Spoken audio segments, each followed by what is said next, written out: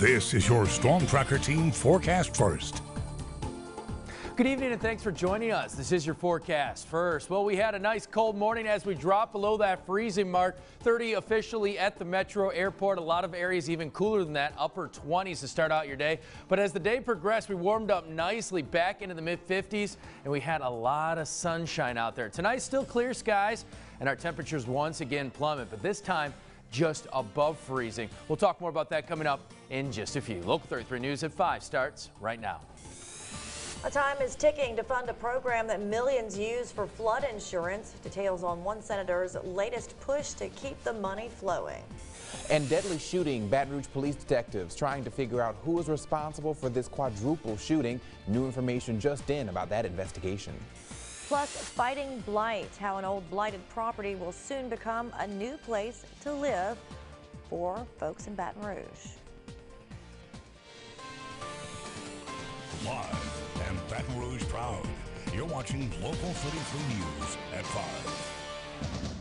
5. Good afternoon to you and welcome. I'm John Burns. And I'm Dion Guillory. Thank you for joining us for Local 33 News at 5.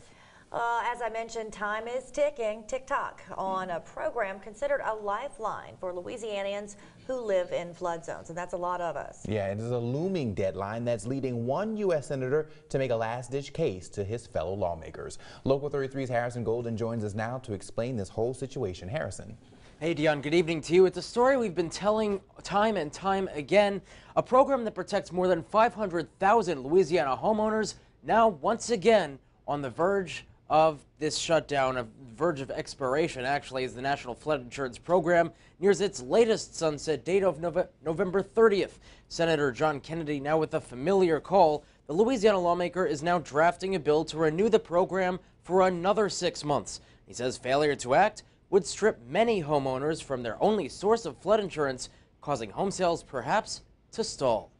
Let us be senators.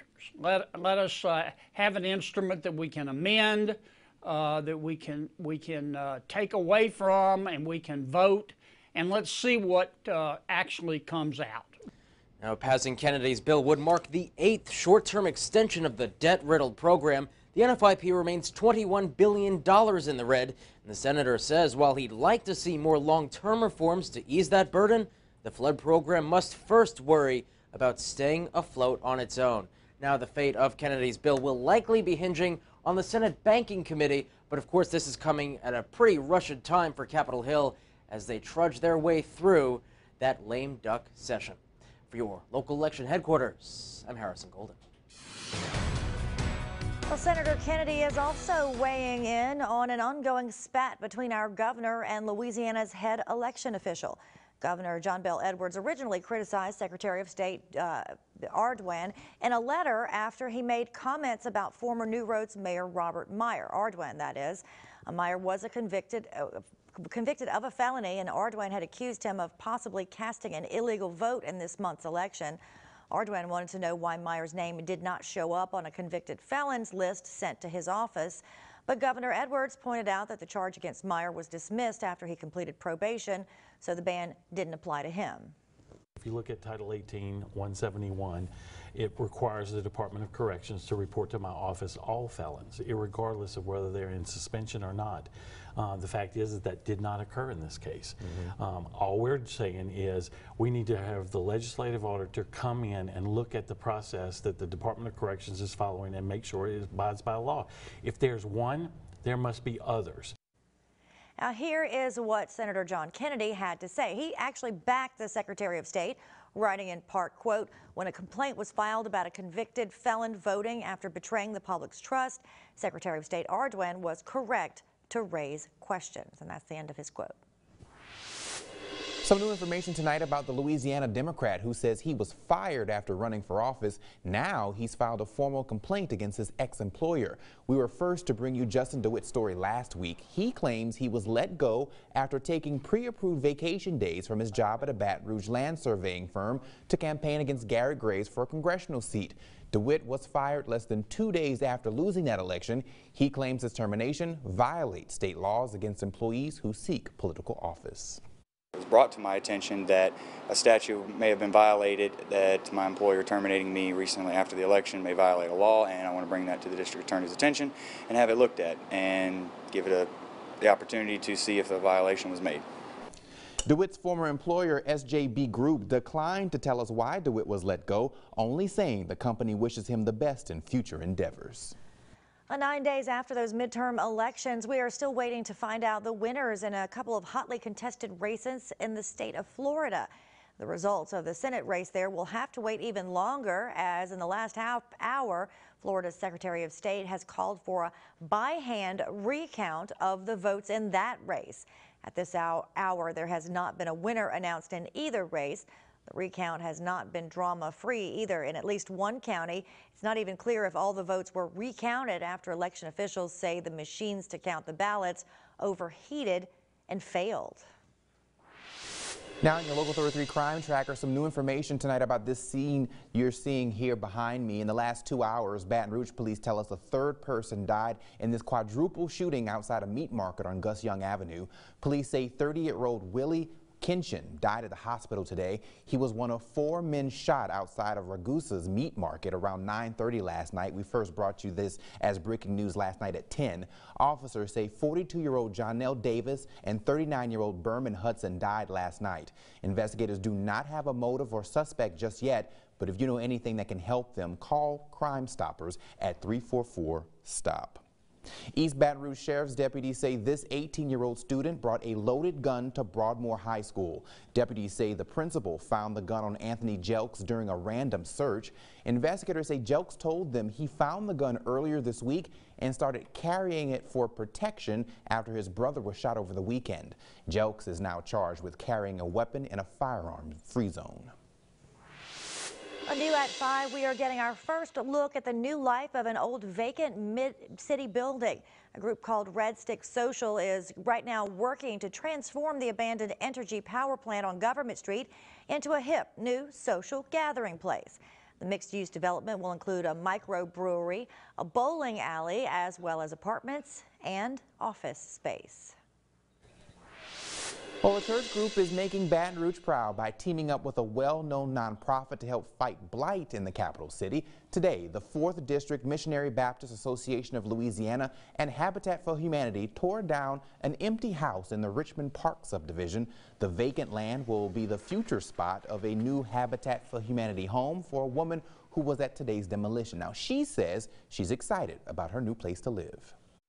This is exciting. I was glad I could see it. Most times they get property and it's already cleared out, so I get to be a little special this time, and I get to see tear down and kind of rebuild of a new home for myself and my family. And she gets to see the entire process. She's documenting it there with her phone. Habitat says they expect the new home to be ready in the spring. Still ahead, moving on, LSU and ex-head coach Les Miles fully part ways today. Details of a settlement and what it means in Go Nation sports. Plus, commit to quit, how the Cardiovascular Institute of the South is helping people go smoke-free. That's up next on Local 33 News at 5.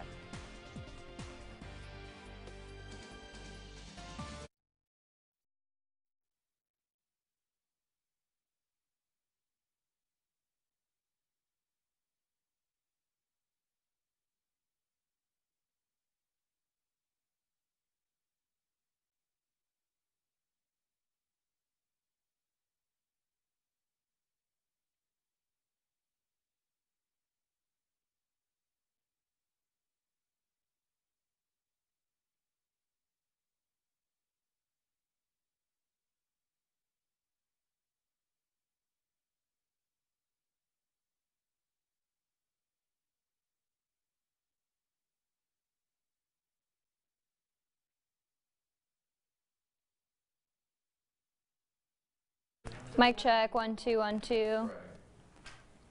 Mic check check.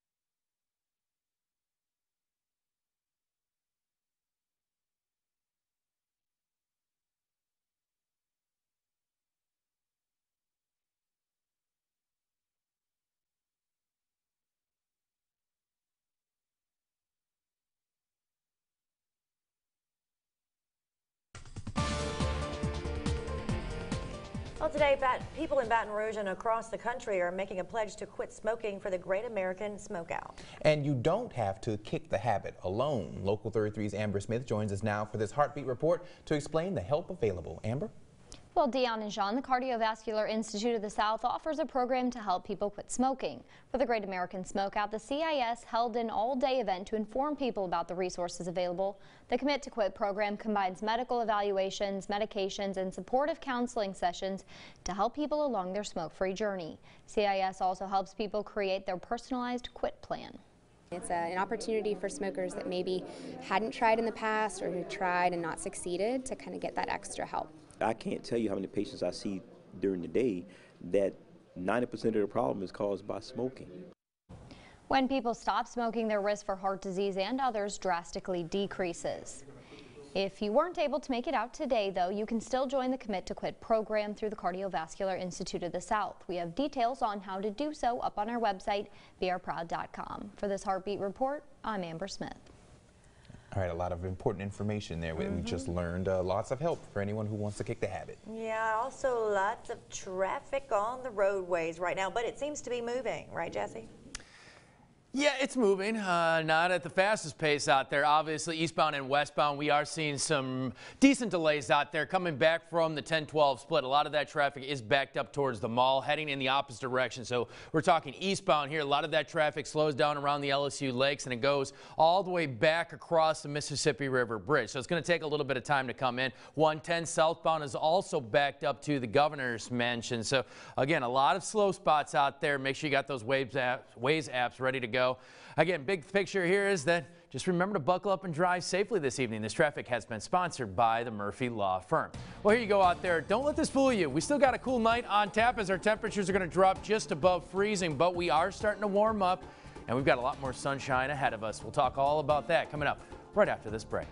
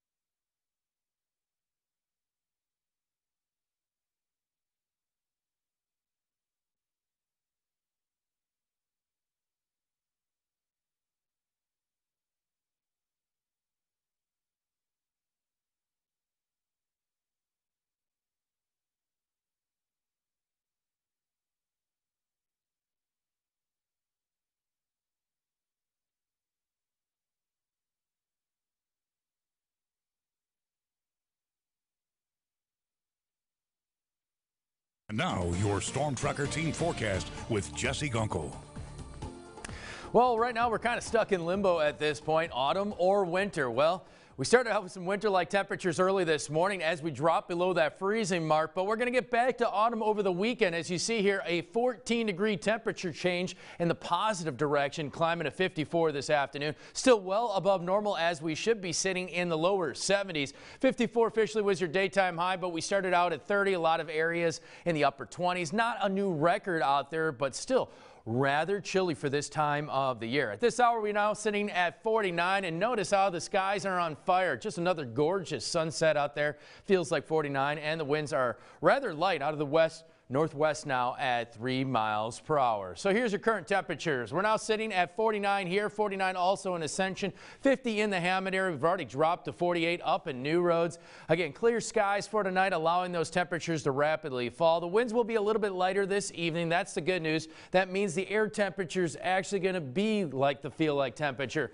48 in New Roads, 46 in Kentwood, currently 50 in the Hammond area. Watch these temperatures sink overnight. We're going to stay above freezing for our entire viewing area with those overnight lows sitting in the mid-30s. As we move into tomorrow afternoon, we're already back into the lower 60s, so we continue to trend upward as we move forward. Starting out in the 40s and upper 30s going into Saturday morning by the afternoon. Should be a gorgeous day and really just a gorgeous weekend overall with plenty of sunshine as we get our temperatures back into the upper 60s and lower 70s. So again, we're bouncing back. 64, climbing to 69, 71 on Sunday, still mostly sunny skies. By the time we get to about Tuesday, Wednesday, we'll see a little bit of cloud cover out there and even the chance for a few storms. But looking at the long range forecast, and just want to show you that it looks like we're going to start to warm things up over the next 6 to 10 days. And as you look at the regional picture for right now, we're talking clear skies. We're pretty much capped at this point. High pressure is going to build in, and that's why we're going to have a very pleasant forecast moving into the weekend. And we're not going to see anything in the way of rain until maybe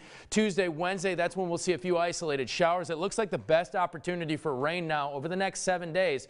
That's going to happen probably during the morning hours of Thanksgiving Day, and it looks like it may sit a little bit further south, so we're talking a better chance near the coastline for a couple storms. Here is that 7-day, and as you see, we start out tomorrow morning with temperatures just above freezing. Still dressed nice and warm. 64 for your daytime high, mostly sunny. Overnight lows will jump into the upper 30s and lower 40s by Friday night. Saturday, beautiful from start to finish. 69 for the high, 71 and sunny on Sunday. Look for an isolated shower Tuesday, Wednesday, and now maybe a storm or two on Thanksgiving Day. And just remember, check your BP.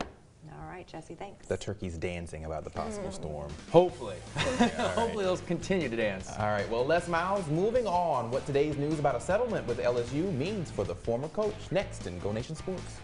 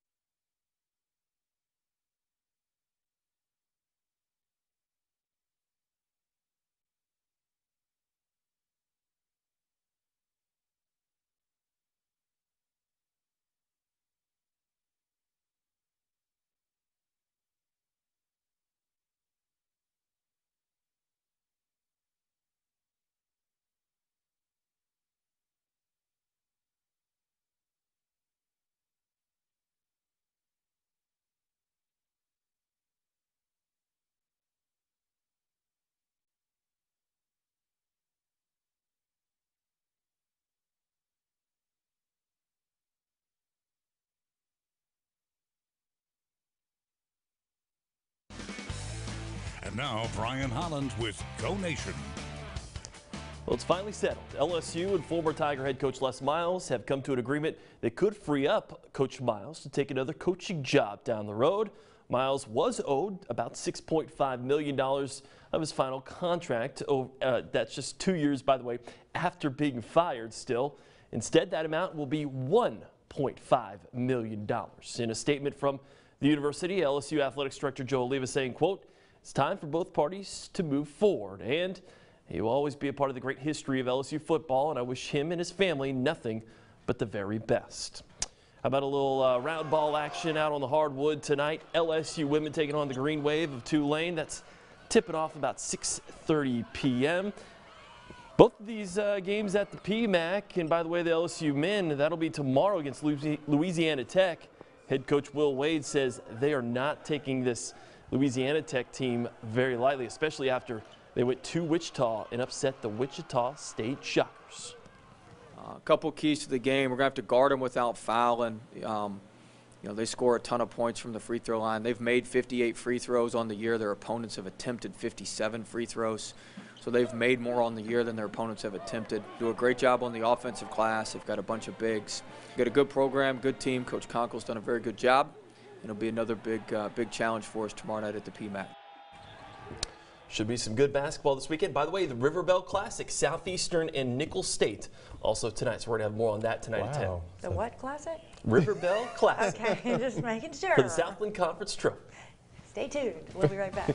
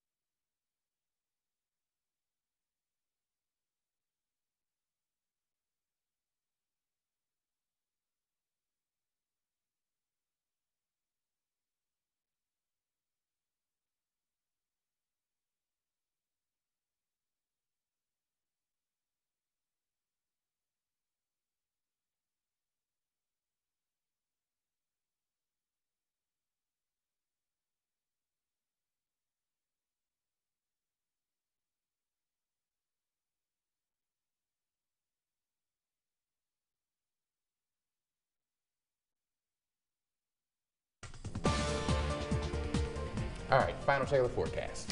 Yeah, well, we got pretty decent this afternoon. It was actually pretty comfortable out there as we reached the 50s, but we are quickly cooling things off tonight. As soon as that sun sets, expect those temperatures to rapidly drop overnight, just above freezing. We're not going to have to worry about sub-freezing temperatures tonight. 64 and sunny tomorrow, climbing to 69 on Saturday, up to 71 on Sunday, and that's pretty seasonable for us. Temperatures remain a little bit closer to normal for much of next week. The only concern right now is that we may see a strong thunderstorm or two heading into early on Thanksgiving Day. All right, Jesse, thanks. And thank you for joining us. NBC Nightly News is up next. And we're back in 30 minutes for Local 33 News at 6. Until then, you can go to brproud.com for news, weather, and sports at your fingertips. Have a good night.